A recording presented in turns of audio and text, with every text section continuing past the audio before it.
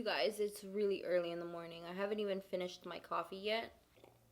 Hey guys, welcome back to my channel. So, today, I just have to know, once and for all, which is better, the Beauty Blender or the Real Techniques Beauty Sponge. I've been meaning to do this video for a while now, but I was like, there's no way anything can compare to my Beauty Blender. And I've used Beauty Blender for years, and it's been my ride or die. And as you saw in yesterday's video, I had a little hiccup, and I believe it was because of the Beauty Blender. But we'll get into that. I actually went to Ulta. I picked up a brand new Beauty Blender and a brand new Real Techniques Beauty Sponge. The packaging that the Beauty Blender comes in is much more superior than the Real Techniques sponge, but there is a huge price difference.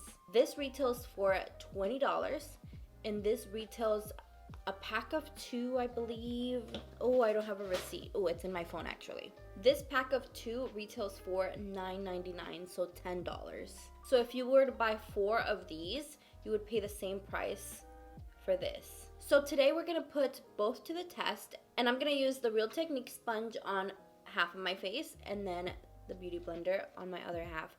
See how they compare, how they apply product, how much product they absorb, etc. With all that being said, let's get started. So the first thing I have to do is take them out of the packaging and get them wet. So here's the first one, and here is the Beauty Blender. I'm gonna get started with the comparisons. Right now they are both dry, and the Real Techniques one seems slightly bigger because of this dip that it has right here. They both seem to have the same pointy end right here, but the Beauty Blender one tapers out a little bit skinnier. As to this one's a little bit more rounded and a little bit more fuller. I'm gonna go get these wet and I'll be right back. I'm back and they're both damp. So I think we're gonna get started with my Real Techniques Beauty Sponge side, which will be my right side. I will be using my tried and true Pat McGrath foundation, and I'm gonna do 1 full pump, just like that. I'm gonna take that product and I'm gonna start spreading it across my face, well, half of my face.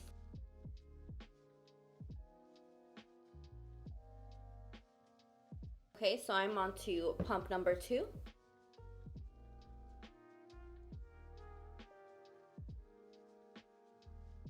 I did spread it out fairly evenly, and I didn't have to go over any spot 2 times. Now let's move on with the Beauty Blender. So again, I'm gonna do,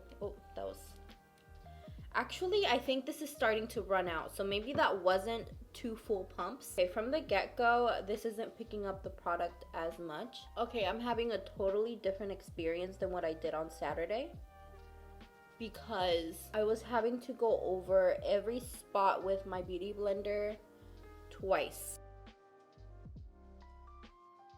This took two pumps. Now I'm not sure if it was 2 pumps, which is unfortunate. The Beauty Blender took 1 pump of foundation and did make it go a long way. I did half of my face with 1 pump. But on Saturday with my other Beauty Blender, I had to keep going in with more foundation because it was soaking it all up, which is crazy. And this is why I wanted to have a brand new Beauty Blender and a brand new Real Techniques sponge. That way there is no reason for them to fail. So from my observations in the mirror, the side that looks the smoothest is the Real Techniques side, which is insane to me. So let me go in with my Beauty Blender 1 more time just to do 2 pumps and see if it gives me more coverage. I'm looking at both sides up close, and the Real Techniques one looks so much smoother than the Beauty Blender side. What I'm noticing is that the Beauty Blender is a little bit more porous, as to the Real Techniques is a little bit less porous. Porous meaning it has like a lot of little dots like a normal sponge does. So I feel like this grabs way more product and deposits it more. Those little dots are left on your skin and it doesn't make it look smooth. The Real Techniques one, it leaves it super smooth because the pores are a little bit smaller. I am super upset that this is running out and this is the foundation I used today, but I try to be really fair in the amount that I actually put on my face. So now let's move on to concealer. This is, again, the Pat McGrath concealer. And I'm going to do the same amount on both eyes. But so one side doesn't dry out, I'm gonna do one at a time. The tip of the Real Technique sponge is a little bit harder to work with around your eyes because it is a little bit bigger and it's not as tapered to get right in here, but I had no issue adapting to that. So that is that. Another thing I'm noticing with the Real Technique sponge, doesn't take that long to blend out. And I'm going in with my beauty blender. See, this one fits way more comfortably right here in the inner corner. And because it's more tapered at the end, it really gets, you see that real clear line right there? It just goes wherever you want it to go. So I love this for concealer. That's very strange because the side that I'm preferring for under my eyes is the beauty blender. That's so weird. It's not that there's anything wrong with the Real Techniques concealer side. It's just that I feel like because the beauty blender is so pointy, I'm able to get right in there and really blend it out. But why doesn't it do that with foundation is what I'm asking. I'm gonna grab a little bit. I'm gonna dab it in. So now I'm gonna make sure everything's blended over here. This is the concealer, by the way. This concealer creases on me really fast, so I have to make sure everything is really blended before I go in with powder. So here we go, same thing. The beauty blender more evenly disperses the product, again because it's tapered like this at the end. I do have way more control with the beauty blender.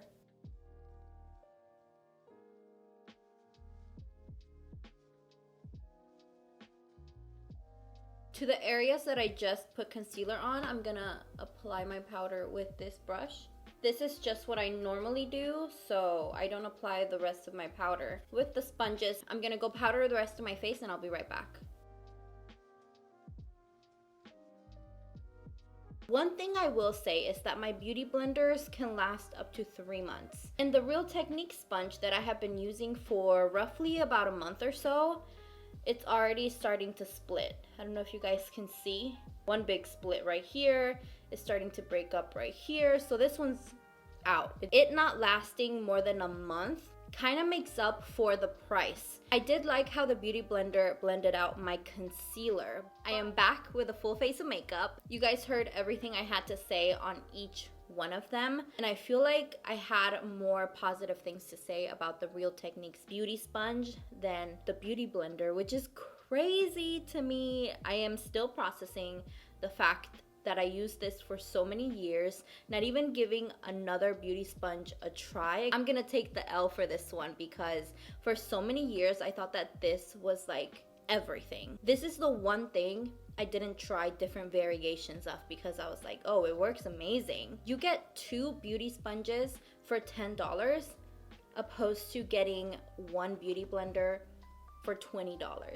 Guys, I am leaning more towards the Real Techniques. I can't believe I'm actually saying that. I've been wanting to do these versus battles between sponges for so long, but I never did it because I never felt the need to. I mean, I'm not saying that the beauty blender sucks, not at all. It looks smooth, but it doesn't look as smooth as it could be. And this one, it just looks smooth. I can't believe I didn't do this video sooner and like put them to the test side by side. I'm really kicking myself for paying $20 for a beauty sponge for so many years. And now I'm for sure switching over to the Real Techniques beauty sponge. I really hope this versus battle was helpful to you, and if it was, give me a thumbs up and I will see you guys tomorrow.